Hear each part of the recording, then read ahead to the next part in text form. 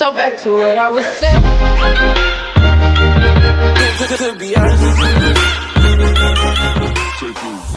Mga idol, today nag-crave ako sa biryani pero wala tayong masyadong ingredients dito, kulang-kulang. So gawa na lang tayo ng customized na rice with chicken and with the biryani spices. So meron na akong hiniwa dito na onion, meron tayong garlic, may ginger, may fresh coriander tayo. Tapos meron akong kinuha ito, Hyderabadi. So check natin to kung okay to. Itong mix na to,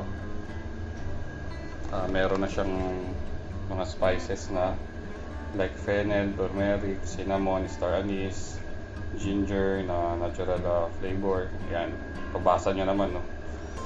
Then meron rin tayo itong yogurt, plain yogurt. And then yung spices natin, ito yung mga laurel, coriander, cumin. Kuha na lang tayo dyan mamaya. Ito yung gagamitin natin chicken. Yan yung breast part kasi hindi kinakain ng mga anak ko yung breast. Yung thigh, ginawa ko na ng adobo. So yan yung yung legs, thigh, tsaka yung wings, inadobo ko na.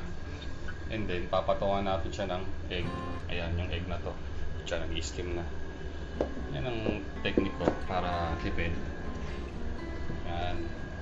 Papatong mo lang. So nag-i-steam na yung egg dun sa taas. Then may adobo tayo dito sa baba. Tara sila. May iniwan tayong sibuyas. Tingnan natin dyan. Prito natin tong sibuyas ngayon. Yan. So iwan na. Meron tayong tomato, coriander, onion. Dinigdig ko na lang yung ginger. Tapos pati garlic. Tapos ito yung spice natin. Meron tayo dyan cumin, si coriander, may anise, cardamom, at saka ano pa ba yan? Yun nandyan. Coriander, sage and pepper. Yan. Ito na yung onion natin. Mga 5 onion to eh. Fry lang natin siya. Ito tayo sa chicken. Then yung Hyderabadi biryani natin, powder. Medyo maanghang to. Sobra palang anghang kaya siguro control lang tayo. Baka masobrahan. So ito na yung chicken natin. Ito yung spice natin. Mix na lang natin.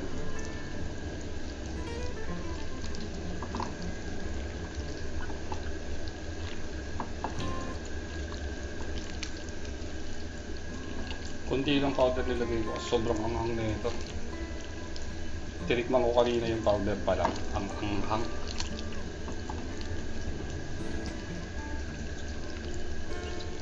Yan lang. Tapos i-rest lang natin siya.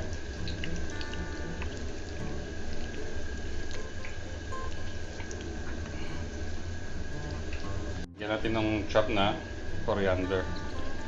And usually nilalagyan ko ng ginger garlic paste. Pero ako tinamad na akong gumawa. So hindi na ako gumawa ng ginger garlic paste. Doon na lang tayo mag-base sa igigisa mamaya. And yung iba naman, sa original recipe nilalagyan pa nila ng lemon. Pero ayoko kasi sobrang asim na. Maasim na kasi itong yogurt. So ito na yung natin, onion.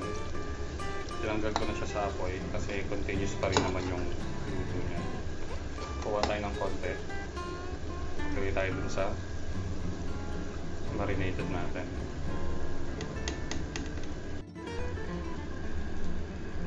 Then mix again. Tinamad na ako mag-gloves. Kaya ito na lang, disposable ka. Yan. So, marinate lang natin siya while cooking our rice. And magsusote na rin tayo. Yan. So ready na yung panggisa natin, ready na yung chicken, okay na rin yung fried onion natin. And then, yan, nag-boil na rin tayo ng water. So ito na yung lutuan natin. So, lagyan natin nung pinagprituan nung onion. Lagay tayo dito, panggisa. And syempre, gisa-gisa muna tayo. Ayan. So, unahin na natin yung onion muna. Gisa lang natin. So, dami nating lagay na onion. No? Siguro ginamit ko dito mga 7 onion. Basmati rice natin, wash na siya. And sinok ko rin sa water for 20 minutes. Ayan. So, meron tayo dito ng cinnamon, star anise, yung mga cumin seeds. Bawasan natin yan. Siya dito sa water. Diyan natin luto yung rice. Next naman ito, sabay mo niya sa onion.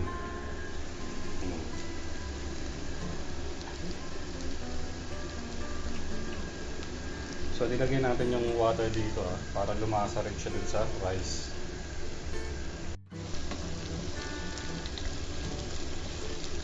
Ayan, so naging translucent na yung onion natin. Lagyan natin yung garlic. Ayan. Yung ginger. So, maanghang na guys yung tawag nito. Maanghang na yung ano natin, yung powder natin. Kaya hindi ko na rin ginawang tawag nito, paste yung ginger garlic. Buo na lang siya. Ayan, so nakakulo-kulo na. Lagyan natin yung rice. Ayan. So nagisa na natin. Lagyan na tayo ng tomat, kamatis.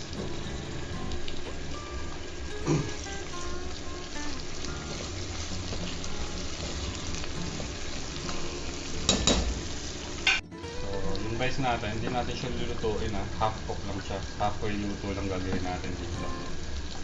Kasi itatap natin siya mamaya dun sa curry natin. Straight from idol, lagyan na natin yung chicken natin.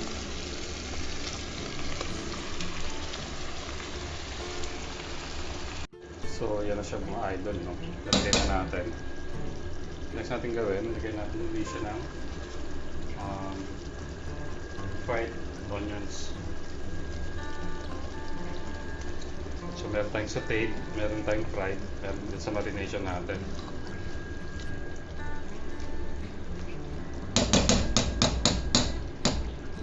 So, may raisins tayo, lagyan tayo raisins. Trip ko yung another coriander. Fried onions again. So half cook na siya. Steam na natin to.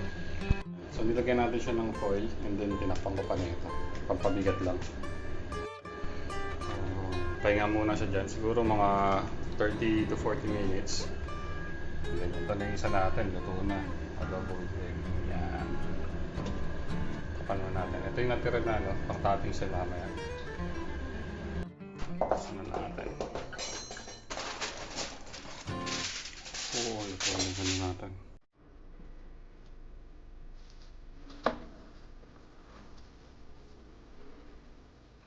Wow.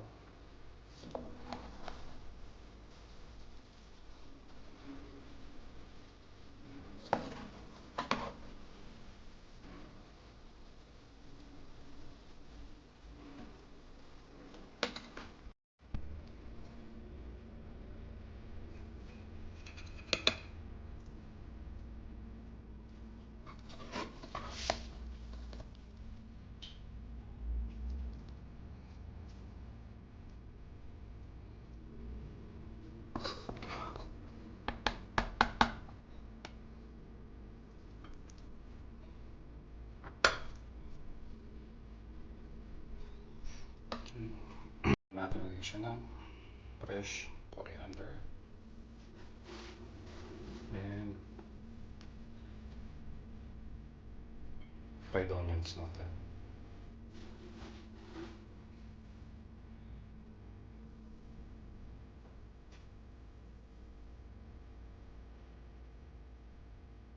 Uy, nadikit Yan, tapos na. One pot chicken breast natin. Customized biryani.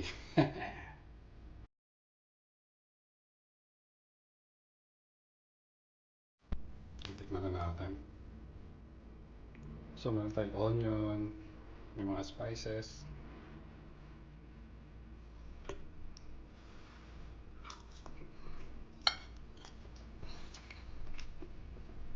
Sarap. Ito yung ginger natin kanina. Sabi na natin. Ito natin shaker. Ito yung shaker. Lambot.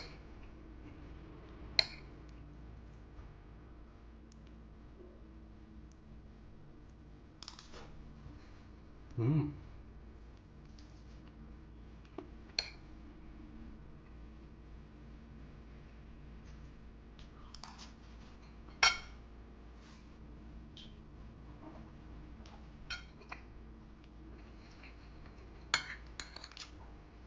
Sarap. Yung rice natin, medyo wet siya kasi Hyderabadi style ginawa natin. Hindi siya katulad ng ibang mga biryani na hinahalo lang. Ito, niluto natin siya together.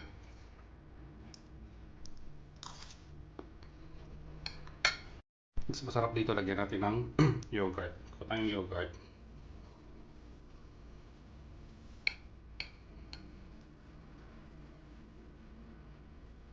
Yung pasas nyo.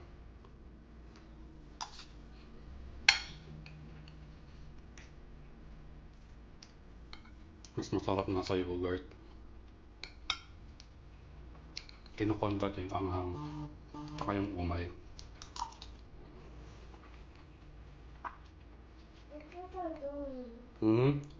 Hi. You want to eat now? Where's mommy? Sarap. So back to what I was saying. To be honest.